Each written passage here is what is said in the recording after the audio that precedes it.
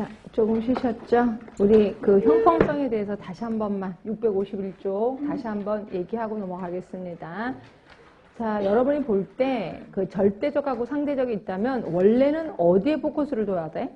절대적 형평성에 포커스를 둬야 돼요. 근데 현실은 상대적으로 갈 수밖에 없습니다. 그치?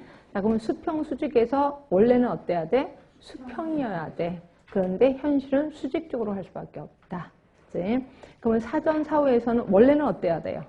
사후적이어야 되죠. 사후적. 그런데 어쩔 수 없이 사전적이어야 된다. 그치? 그리고 투입 산출도 어때야 돼?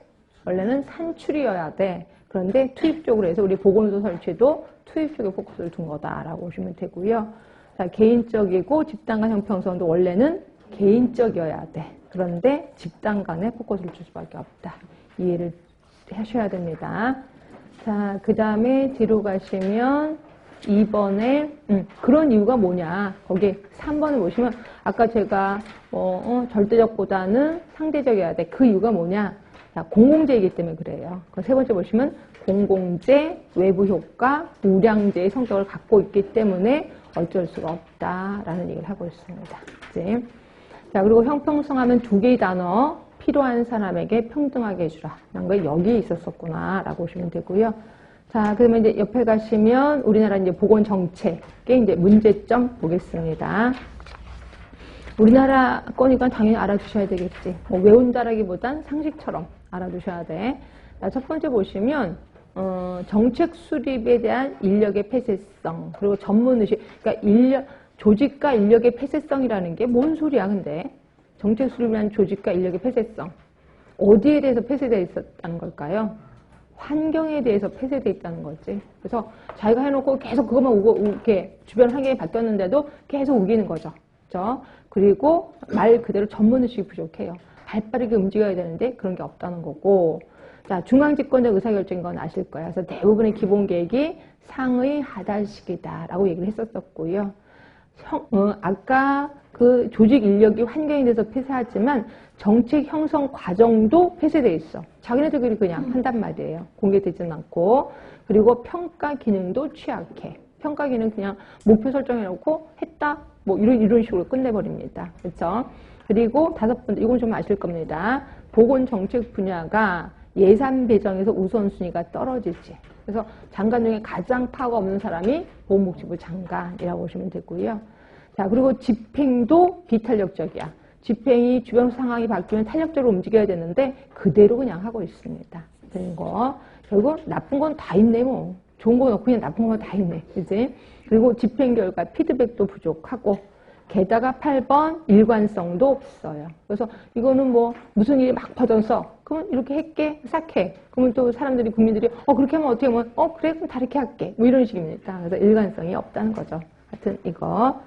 자, 그 다음에 뒤로 가시면 뭐를 또 볼까 하냐면 자, 뭐 거기 제목을 보시면 우리나라 보건정책의 과제 이런 게 쪼개 있는데 그 중에서 마지막 8번을 좀 볼까 합니다. 자, 이제 우리 보건정책의 과제 중에 하나가 철의 삼각을 한번 볼 건데요.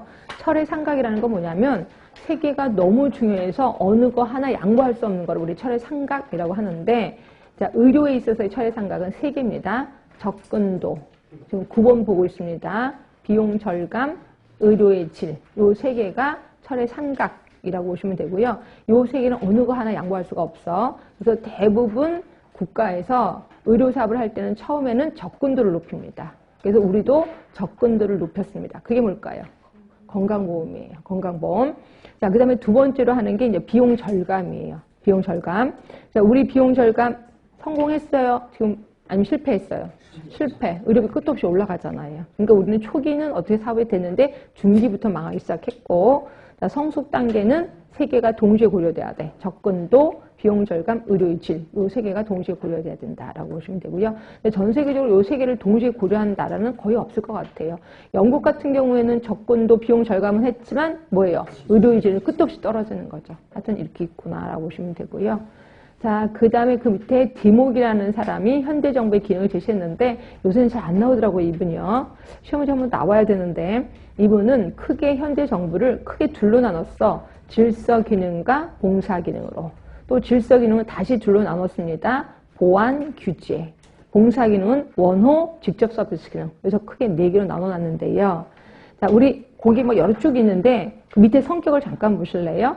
고유적이고 고전적이고 소극적이다. 이게 이제 질서 기능 쪽이라고 보시면 되고, 자, 봉사 기능이 현대적 기능이야. 결국 현대 정부는 약간 봉사 쪽으로 가야 돼.